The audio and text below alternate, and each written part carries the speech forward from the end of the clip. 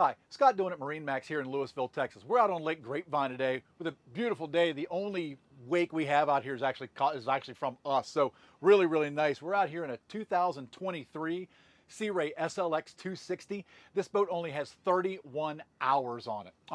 Outboard powered with a white Mercury 300 Verado, fully loaded boat. Has the largest sound system available from the factory.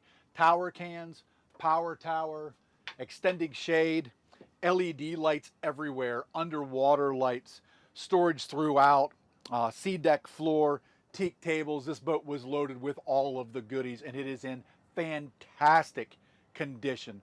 Once this boat gets a bath, you really wouldn't be able to tell that it wasn't a brand new one. So really nice boat. Curved seating around the back, great storage underneath your back flip up.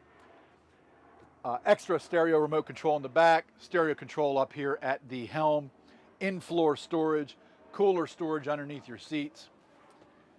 This was ordered with the vacuum flush head, so vacuum flush potty. Pointed bow because it is a SLX and not a SDX. And one of my favorite things on this boat is the storage that you get up front. Check this out.